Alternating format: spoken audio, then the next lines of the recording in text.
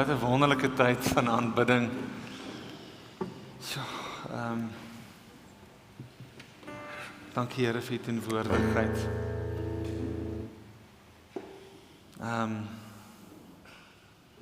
Dankie dat dit meer is as net musiek.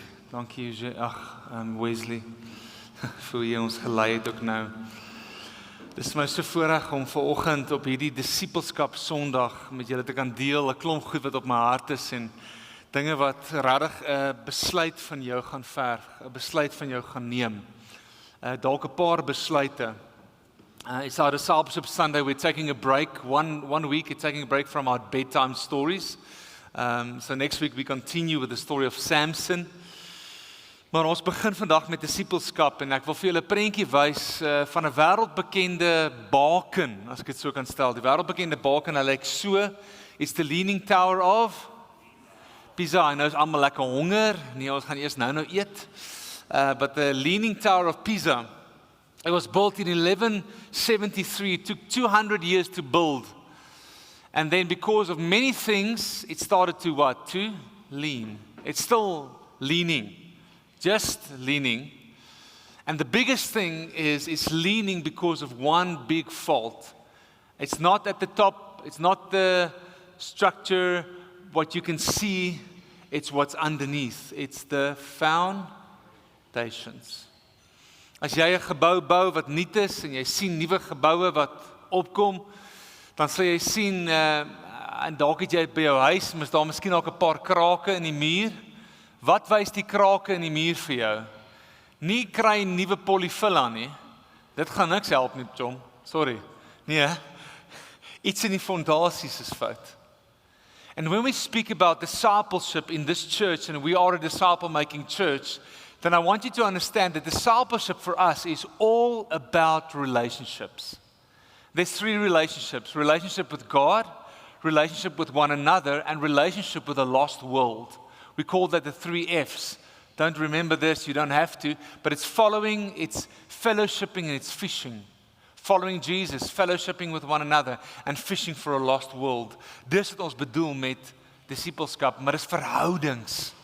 Dis nie 'n klomp programme nie, dis nie eens 'n klomp boekies wat jy langs aan sien nie, wat dit insluit en wat dit aanhelp, maar dis verhoudings. So whatever I'm saying today to you is I want to call you into relationship. And I think that's the biggest thing for me. But we are going to speak about foundations because discipleship is also laying strong biblical foundations in people's lives. Om regtig seker te maak dat mense sterk staan en nie soos die Leaning Tower of Pisa lyk nie. Wie van julle hou daarvan as jou lewe so lyk? Dit lyk mos nou 'n bietjie shaky, nee. It's shaky to be not established. If you walk around and you're in the malls and you see a t-shirt that says established 2021. Wat dink jy daarvan? Like, nah, new kid on the block. It's not a lot of gravitas there. But if you see something or a t-shirt or a sunlam or something that says since 1931, then you're like, okay, maybe I can trust that. Established in. Can I ask you, have you been established in? And we're going to look at the 5 foundations, and it's going to be a bit more teaching this morning. Ek gaan 'n klein bietjie meer lering gee, bietjie meer in die doktrine ingaan van die kerk. Die eerste 5 fondasies waarin die kerk gebou was. When the church was in its infancy, in its baby shoes, what were the 5 things that happened? And by the way, if you are in a connect group, or you've done the connect group, or you're wondering, should I still be in a connect group?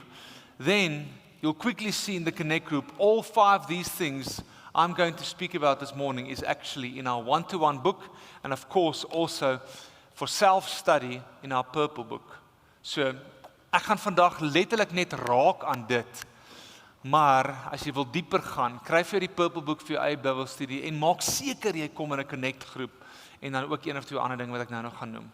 So, we're reading out of the book of Acts, Acts 2 verse 36 up until verse 42. It's Acts 36 And this is Pentecost, just happened. The Holy Spirit just fell on the people. And there's new life in the church. And Peter, who was this afraid disciple, suddenly becomes very bold. And he preaches a whole sermon. And then in verse 36, and you can read with me on the screen, he says the following: "Therefore, let all Israel be assured of this. God has made this Jesus, whom you crucified, both," everybody say with me, "Lord, Lord, and Messiah." When the people heard this, they were cut to the heart and said to Peter and the other apostles, "Brothers, what shall we do?" I want to say today, vandag wil ek hê dat die Here jou moet kom sny in jou hart. En dat jy sal uitroep en sê, "Retief, ouderlinge, leiers, wat moet ons doen? What should I do? What is my next step of obedience?" Peter replied, "Repent and be baptized, every one of you, in the name of Jesus Christ for the forgiveness of your sins, and you will receive the gift of the Holy Spirit. The promise is for you and your children, for all who are far off, for all whom the Lord our God will call." With many other words, he warned them and he pleaded with them, "Save yourself from this corrupt generation." And those who accepted his message were baptized, and about 3,000 were added to their number that day. So we want to establish people in biblical foundations. And this was the church in its infancy, the first church being born literally, and 5 foundations from the scripture. The first one is lordship. You'll see it there. We'll get into that now. Lordship, repentance, baptism, meaning water baptism, baptism in the Holy Spirit, and they were added to the church. 5 crucial foundations. En my vraag vandag vir jou is, van daai 5, is dit waar in jou lewe? And if it's not true, if you've not been established in these, I pray that God will cut you to the heart, op 'n sagte manier, maar ook op 'n reguit manier, en dat jy vir my sal vra, "Maar Retief, wat moet ek doen?" As they said, what should we do? So let's jump in. Number 1 is what we call lordship. In Afrikaans noem ons dit heerskappy. "Therefore let all Israel be assured of this. God has made this Jesus whom you crucified, both Lord and Messiah." 2 things. Now what does it mean? I put this on the screen en ek sal dit op die channel vir julle uitstuur, ook al hierdie, as jy op ons WhatsApp channel is, lekker, dan kry jy al die preeknotas ook, okay? Dat is vir my advertentiebreek vir jou. But what does lordship mean? The lordship of Jesus Christ means that Jesus Christ is not only Savior, hy's nie net die redder nie, but also Master, King, and the supreme authority over every area of a believer's life. To confess Jesus is Lord is to acknowledge His divine authority, submit to His rule, and align one's life with His will. This truth is foundational to the Christian faith and to daily living. Die Griekse woord wat daar gebruik word is die woord kurios. Sê gou saam met my, kurios. Kurios. Many people come to Jesus in church or at a school, of op 'n kamp, and you put up your hand, you say, "Jesus, come and save me." And He does. That's the amazing thing. He's the Savior, but He's not just the Savior, He's also the Lord. And Lord, kurios, means He's the master, He's the owner, He's the boss. Whatever He says, I will do. You know, there's one word that must actually stand before the word Lord. Just one word. Yes, Lord. Jy kan nie sê maybe Lord, of as ek so voel, of as my man of my vrou so sê nie, Lord. Then call Him something different. It's like in Luke 6. Why do you call me Lord, Lord, and do not do what I say? Heerskappy is die ding in jou lewe en wat my lewe verander het. Toe ek onthou, toe ek 'n jonger lad was as nou, en iemand het hierdie boekie met my gedoen. Hoofstuk 3, Lordship. Dit het gevoel of iemand my deur die knie geskiet het. I had to bow. Because I was struggling with lordship in certain areas of my life. I would declare on a Sunday, "Jesus, you are Lord." Ons het nou net gesing, U is die Here. Maar nie elke area van my lewe was onder sy heerskappy nie. En dis hoekom baie van julle sukkel om in oorwinning te leef. You're like, I know He's my Savior, I'm going to heaven, I'm born again, but why am I not seeing the fruit of freedom? En ons kan sing hoeveel keer Jesus, heal, freedom, salvation, but if you and I are not willing to submit under His Lordship, there won't be life change. Ek beloof jou dit. It's a foundation in your life. And here's the big thing. Some of you think that the Christian life or the kingdom of God is a democracy. It's not a democracy. There's a king on the throne and He demands submission. But here's the great news. He's a very good king. He's not an autocratic, domineering king. So when He says no to that in your life and saying yes to that in your life, it's because He's good. He wants the best for you. The best place for you to live is under the lordship of Jesus Christ. Amen? Dis wat lordship beteken in a nutshell. There's a lot more. Gaan kry vir die purple boekie, gaan bestudeer jy al die skrifte wat gaan oor lordship. Dit beteken hy is die uiterste finale gesag oor al my besluite. My lewe behoort aan Hom en sy woord begin al my waardes en my dade te beheer. Lordship starts with salvation and it continues in sanctification. Wanneer ek tot redding kom en vir die res van my lewe wat ek onder sy heerskappy lewe. Verse 37 then says, when the people heard this, they were cut to the heart and said to Peter and the other apostles, brothers, what shall we do? And here was his response. Peter replied, second foundation, repent. Repent.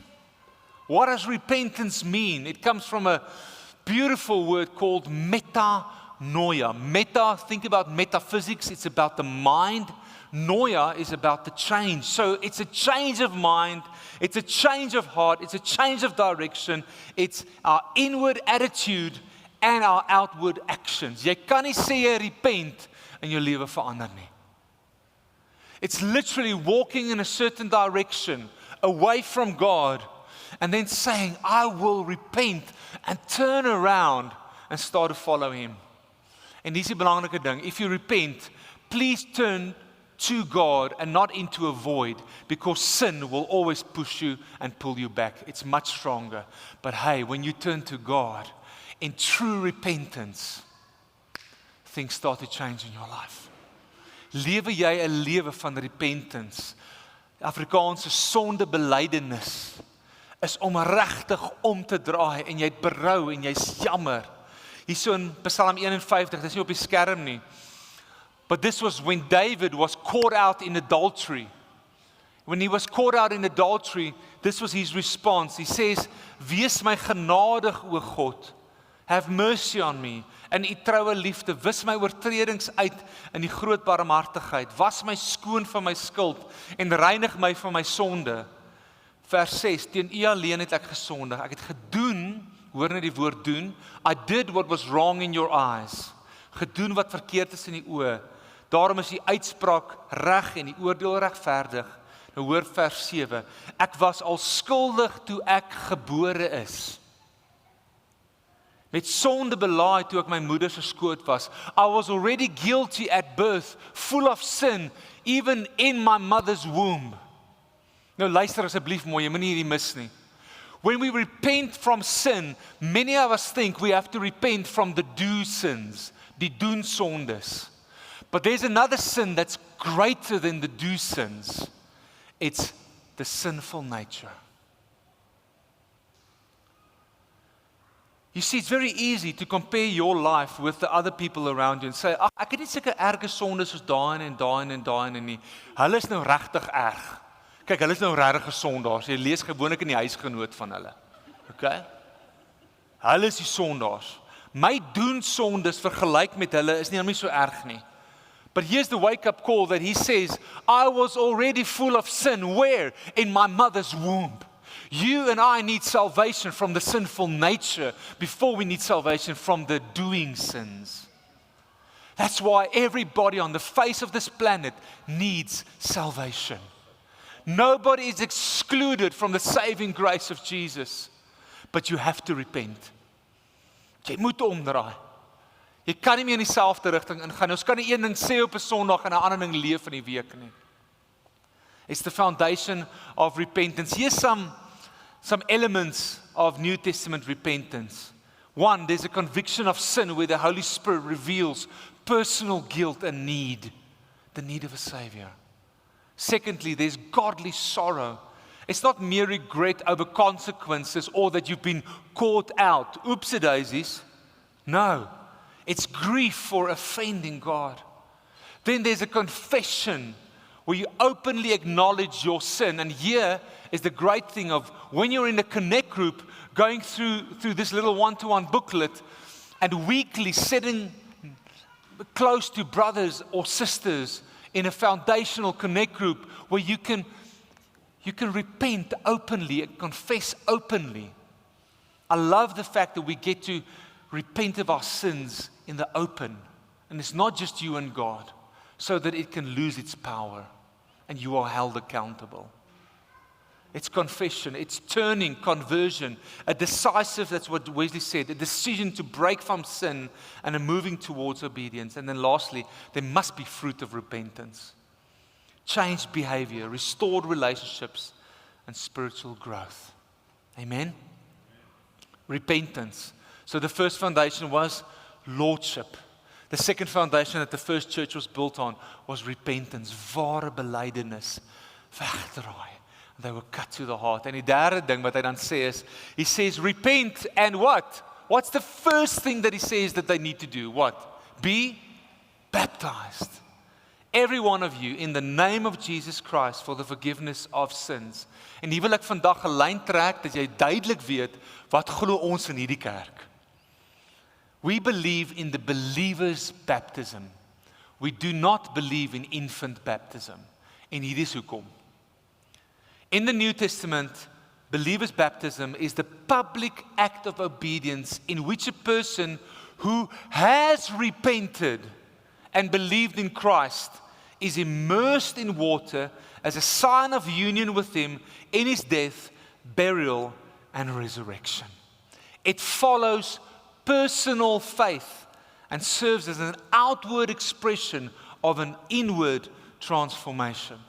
En dis baie eenvoudig hoekom ons nie babatjies doop nie. Al het mamma en pappa, oupa en ouma met die beste intensies dit gedoen met die informasie wat hulle gehad het. Now maybe you know something better and you now know the truth. This baptism, the infant cannot decide for themselves to follow Jesus Christ. It's a believer's baptism as jy gaan kyk. En ek het actually die moeite gaan doen om 'n paar, hier's 20, so wie ook al eerste is kry dit. Believer's baptism in the New Testament. If you want more spiritual and scriptural truth, go through it yourself. Then here's some news for you of extra goed wat jy voor kan doen of kon kry. Believer's baptism, we believe in that. En weet julle wat, dit kom ook van die Griekse woord baptizo af. Baptizo literally means to immerse someone into water. As Jesus was baptized. That's how he was baptized. In die Nuwe Testament symboliseer die doop die volgende: cleansing from sin, identification with Christ's death and his resurrection. En interessant, deur die geskiedenis was dit die manier hoe baie mense in die kerk ingekom het. Hulle kon nie in die kerk inkom voor hulle nie gedoop is as believers nie. En hier is die een ander laaste ding, I just want to put this up there. Bewuste geloof en conscious faith. Bewuste geloof, conscious, where you are, jy's bewus, jy's conscious oor jou eie geloof, en dis hoekom ons glo, babatjies nie gedoop moet word nie. Ons seën hulle in, that's a decision, of ons wy hulle toe, tussen die pa en die ma en die Here, om te sê, ek gaan nie die babatjie groot maak in die weë van die Here. But our baptism happens, not just older people, we've baptized kids, 7, 8, 9, 10 years old, maar nou is hulle bewus, tieners, ons doop hulle, want hulle is bewus, hulle het self 'n keuse gemaak. So hier's my challenge aan jou. 15 Maart, 2 weke van nou af. Would you put your money where your mouth is? Would you obey? Many of you sitting here, I don't know what you're waiting for. Waiting for to be what? More holy or more this or more that? No. In the New Testament, they repented and they were baptized. It's supposed to be immediately after salvation. Many of you already are saved, but you've been holding back on this one 15 March, we'll be baptizing after the service, and you are so welcome. We'll send out the link where you can just say, I want to be baptized, maar ons gaan 'n massa graf hê. 15 Maart. Guess who's gonna die today? Do-da. That's what we do. Okay. It happened immediately after rebirth. Onthou die dokument, jy is welkom om te kom kry na die tyd, as jy meer wil lees. Of, gaan haal die Purple Book, koop hom, ek dink hy's R20 of R50, was 'n hele hoofstuk net oor die baptism daarin. And then we have the baptism in the Holy Spirit. En dis die ene wat ongelukkig in die kerk, en veral vir Afrikaners al baie onsekerheid gebring het, want dis baie weird somtyds. Maar Peter sê, and you will receive the gift of the Holy Spirit. The promise is for you and your children and all who are far off, for all whom the Lord our God will call. You will receive the gift of the Holy Spirit. So what do we believe as every nation? We believe the following. Dis net 'n klein statement. Baptism in or with the Holy Spirit refers to the promised work of God in which believers are immersed, filled or empowered. Daar's verskillende woorde wat die Bybel gebruik. By the Holy Spirit for witness, service and participation in the life of Christ's body. Dit was beloof deur Jesus. Jesus het dit beloof in Handeling 1. You shall be baptized with the Holy Spirit. En hy is die een wat ons kom doop met die Heilige Gees. En dit is vervul gewees by Pentecost. It was fulfilled when the Holy Spirit then came. So what we believe is, once you become a born-again Christian, the Holy Spirit comes and lives inside of you, because nobody can say Jesus is Lord apart from the Holy Spirit. That's what Scripture says. But then we believe there's a second thing that happens to you, which is the baptism in the Holy Spirit, that we help you with, where the Holy Spirit comes on you in a special, profound way. Many times it manifests from the 5 accounts in the New Testament where laying on of hands happened, and it manifests either speaking in tongues or prophesying, speaking in a different language. Nou het Michael gesing in sy taal, and you were like, whoa, what's that weird? Is dit een van 'n aborigine ding wat hy daar sing, of een van Indiese? Nee.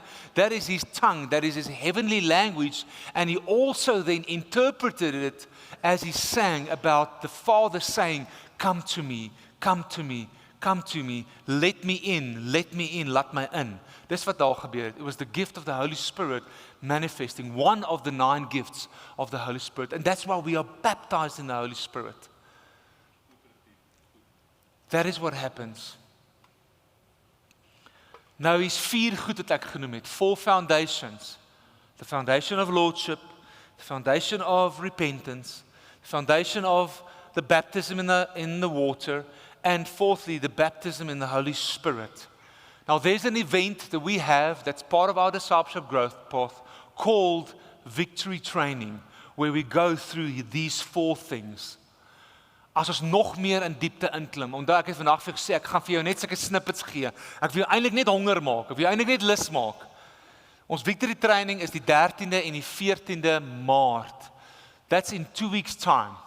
You have to sign up now if you want to go and enroll for this incredible 2 days, Friday evening, Saturday till about 3 o'clock, where we go through these foundations again. As jy nog vra daaroor, ons bid vir mense met die doping met die Heilige Gees, die vervulling met die Heilige Gees. Ons praat oor die doop. Ons gaan deur hierdie fondasies. This is what we do over this weekend. Why? We want to have freedom in your life. Victory Weekend. So, hoe gaan saam jy op? Gaan dadelik na die infotafel toe vandag. Al is jy al lank 'n Christen, al stap jy al 'n lang pad met die Here, wil ons jou nooi om deel te wees van hierdie Victory Training. The last foundation that happened was, I love this one. They were added to the church. Read with me. With many other words, verse 40, he warned them and pleaded with them, please save yourself from this corrupt generation. Those who accepted his message. So therefore today, you can either accept my message or reject it. I can't decide that for you. That's your decision. But those who did accept this message were what? Firstly, they were baptized. Sien julle, dis so vinnig wat dit gebeur. It's supposed to be this quick, obedient step that we take as we come into the kingdom of God. And now listen to this. And about 3,000 were, say with me out loud, added to their number that day. Do you know that you joined Facebook? Amal? You joined Facebook and you can unjoin again? Not so with church. You are added to church. God adds you to His family. It's not a joining and an unjoining. It's an adding that happens. So in the New Testament, the church, or the word ecclesia, Greek, means called out assembly. We are the called out ones. It refers to the universal church, meaning it's true to all believers in Christ, but it also speaks about a local church that we are here today. The church belongs to Jesus, who is the head. En it's amazing as jy gaan kyk na hoe daai kerk gefunksioneer het daar in die begin. As jy bietjie verder gaan lees, dan praat van hulle was submitted onder die apostles se teachings.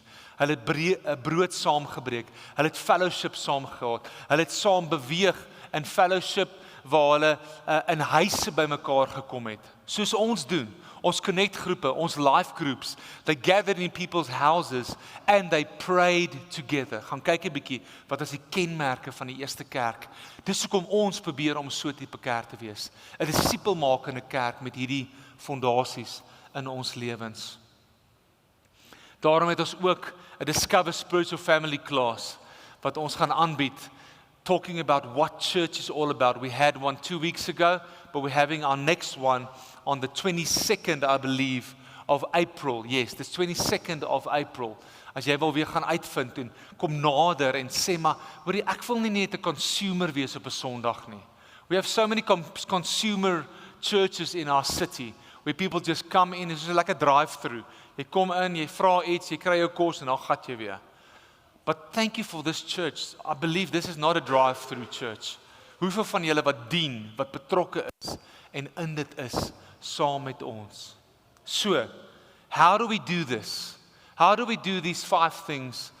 Ek het nou genoem wat 'n sekere growth path events, so we have a growth path that helps you to grow in discipleship. That's where we have some of these booklets. Ons doen 'n klomp van hierdie goeders om jou net te help groei. Maar een van die eerste plekke is ons groepe, and we have 2 groups. We have connect groups and then we have life groups. And we first take people through the connect groups. Why? Because we want to lay strong biblical foundations. Not just these 5, we have 7 others. Ons het 12 fondasies wat ons lê dan in mekaar se lewens deur hierdie one-to-one boekie. And then after that, we go over into our life groups that many of you already are a part of. Maar ek het gevra om 'n bietjie een van die meer nou dit nou baie mooi sê, gevestigde lede in ons kerk te vra. Johan Eberson, sal jy vorentoe kom? En ek wil net daai mic daar so kry by jou, Sandri, sou my gehelp net met daai om vir ons te kort getuienis te kom gee, want ek weet Johan was op 'n stadium 'n bietjie resistant of bietjie reluctant teenoor 'n connect groep. Hoekom moet hy 'n connect groep doen? Jy kan sien hy is al bietjie ouer as ek. Hy kom al lank saam met die Here, stap hulle lank pad. Maar asseblief sê vir ons, hoekom het jy deel van 'n connect groep geraak en wat het met jou gebeur? Dankie Retief en môre broers en susters. Môre Eva. Jou skuld. Nee, Retief, ja, soos Retief gesê het, ek het die voorreg gehad om, kom ons sê, amptelik van 31 Desember 1996, toe ek finaal my lewe aan die Here oorgegee het en onderdompeling, to be immersed in water, ek en my pragtige vrou in Hazy View, waar ons finaal besef het dat om 'n lewe van, in Engels, abundance te hê en te geniet, om 'n pad te stap waar ek 'n disipel is vir die Here, moet jy gaan leer wat beteken dit. En so het ek al wat 'n kursus gaan bywoon, al die Mighty Men mannekampe, behalwe die eerste ene, die Daniel konferensies, kursus op kursus, program op program. En ja, toe ek nou genader is, en hulle het my hier so begin stadig en by mekaar maak, eers my vrou, ek sê, sy ervaar, ek moet hierdie one-to-one gaan doen. Soos wat ek vir nou reeds gesê het, ek het mos nou al hierdie kursusse gedoen en Jy kom by die punt wat jy dink maar ek weet nou genoeg. Kan ons nou die woord van die Here gaan deel. EE3 gedoen. Leier in Morlette Park kerk gewees toe ek nog of ons nog deel was van Morlette Park. En toe begin grootbroer vir my en Jesus, Trevor Matthews my daaroor te praat en ek sê net nee, ek sal by die Here hoor. En toe hy nie reg kom nie, toe begin Retief my hier van 'n kant af by mekaar maak en ek sê nee, ek hoor, dankie broer. Ek bid nog daaroor. En toe een Woensdag of iets, ek het net daar van die hof af gekom in Johannesburg, hy bel Evan my. Nee, hy moet met my koffie drink. Ek dog, daar's moeilikheid. Ons gaan drink toe die Vrydag koffie en hy sê nee, maar ek wil net so 'n bietjie met jou gesels. En ek sê, gesels broer, ek luister. Wat dink jy van one-to-one? Toe ek, gaan die mense nou nie ophou nie. Ek sê vir hom nou, okay, laat ek bid. En daai naweek vra ek vir die Here, hierdie mense hou nie op nie, maar dit moet U wees. En ek bel hom, ek sê vir hom is reg, kom ons doen dit. Nou, ek begin toe met hierdie program, ek wil nie sê is 'n kursus nie, dit is 'n educational program, waar jy op soveel maniere meer toegerus gaan word van wat beteken dit om 'n disipel te wees. Die woord sê vir ons moet vissers van mense wees, maar daar is baie in daardie woorde opgesluit. Wat beteken dit om in Jesus se voetspore te volg?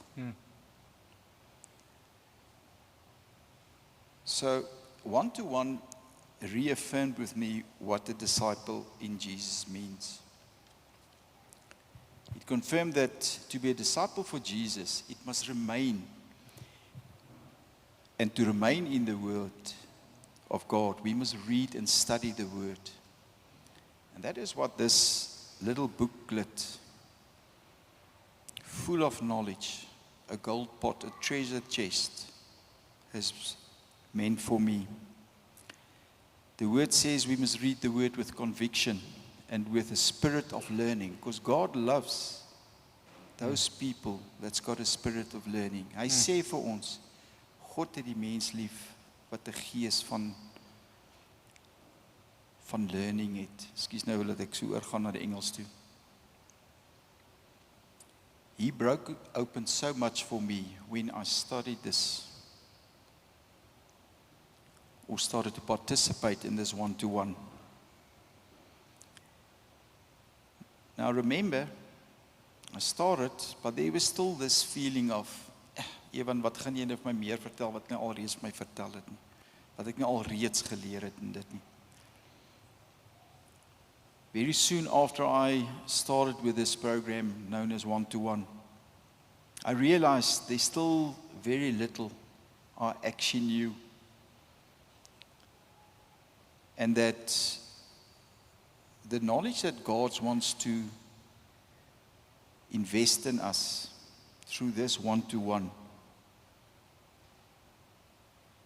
opened me to so much more blessings, knowledge. One-to-one taught me that in remaining in prayer, all part of this, one-to-one with Jesus, and please, pun intended, God opened me to so much more in living out my convictions. Yes, I'm telling everyone I am a converted child of Jesus, but what does it mean? That He's the way and the truth. What does that mean? How do you share that with a fellow brother and sister, but also with those that are still not sure, the unconvicted? Most important, I became a renewed vessel to share with my brothers who accompanied me in this journey that I'm about to finish. We're only 4, but God picked every one of us.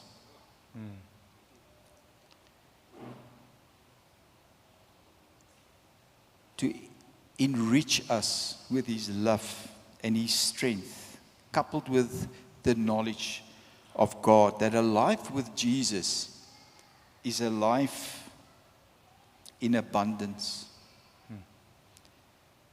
Onthou, broers en susters in Jesus, dat 'n pad saam met Jesus en waar God jou lei om met oortuiging, conviction, sy woord in liefde te deel, beskerm ons nie teen die aanslae van die lewe nie. Life is still going to happen with you. And if I had more time, I could have shared with you just sometimes the tribulations that we as a family had to go through. Yes, I've received incredible blessings also. I've been blessed to do a job that allows you to experience abundance, but only on a certain level or certain things in life. Because the one that gives us the knowledge in achieving power over life's tribulations is also the one that shares with you how to share that knowledge. God creates opportunities for you. Again, how do you share such victories over severe affliction, acute suffering, and great distress? One-to-one provided me with that knowledge and tools from the exact scriptures. Now, and that's the most important thing, and that's the beautiful thing of participating in this one-to-one. I can bear fruit with conviction to the enjoyment of God, but also to those people who need to hear how a relationship with Jesus is a life of victory over tribulations.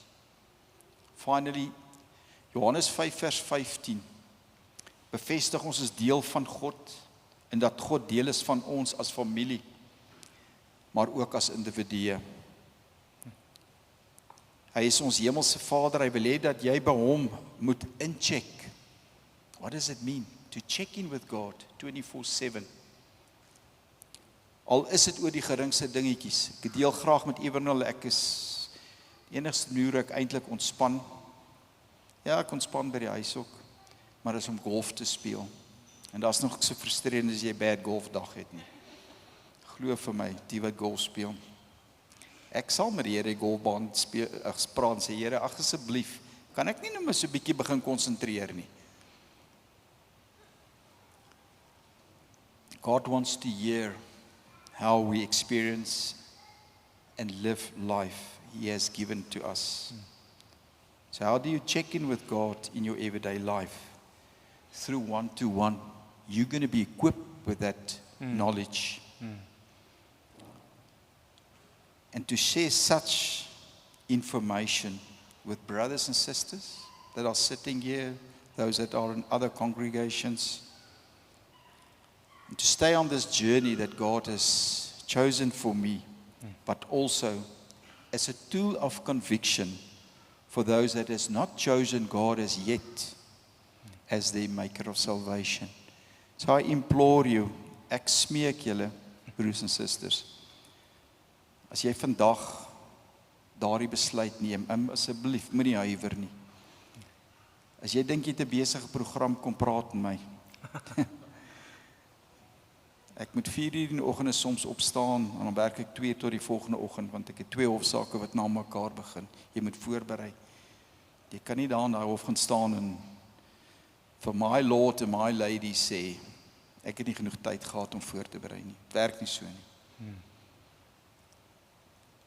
So, make that decision. You're not going to regret it. No. Dit gaan 'n groot besluit wees wat jou lewe gaan verander. Dankie. Awesome, awesome. Baie dankie, Johan. And I believe that Johan is also now there where he's going to start his own connect group. That's the next step for him. Come on. Net so. And that's what we do in this church. We're a disciple-making family. I want to end with this in Matthew 28, when Jesus said, all authority in heaven and on earth has been given to me. Therefore go and do what? Make disciples. That's what we do. Of all nations. And there again it is, baptizing them in the name of the Father, the Son, and the Holy Spirit. And here's what I want to leave you with. And teach them to obey everything I've commanded you.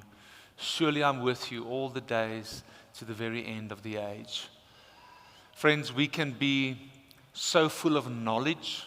What I love about the Connect Group and the one-to-one booklet is we break open that it's not knowledge-based, but obedience-based discipleship. Can I just obey what God asks of me and of you? So my question is, will you obey in lordship? Will you obey in repentance? Will you obey in water baptism, the Holy Spirit baptism, and to be added to this church? And that is what we are going to keep on doing as this church. Leiers, julle nou gesien, dis wat ons persoonlik self doen. Ons het self ons eie connect groepe. Ons dien self by ons Victory Weekends of ons Discover Spiritual Family classes because we believe in this to lay strong biblical foundations. You'll see today, if you walk around with a coffee, there are people with lanyards on that says join a connect group. Talk to them, scan it, get into a connect group if you're not yet in one, and let's be a disciple-making church. Amen? Can I pray for us? Here, dankie vir ons tyd saam, Here. Dankie dat ons u woord wat so ryk is kan oopmaak vandag, Here. En hierdie 5 fondasies dat dit deel van ons lewens sal wees, Here, en dat ons u sal eer deur ons gehoorsaamheid daaraan. Sal u met mense praat, mense wat veral gedoop moet word met water, as gelowiges, geloofsdoop, dat u hierdie sal vasmaak in hulle harte die 15de Maart, en dat u met hulle sal praat, hulle sal kom convict daarvan. Here, dankie dat ons 'n kerk kan wees where you add us to family. We don't have to walk alone, we can walk with you. En dankie vir die pragtige gemeente. Seën ons in die res van die dag en die res van die week, alles wat ons moet aanpak, en mag ons u naam verheerlik. In the name of Jesus, amen and amen.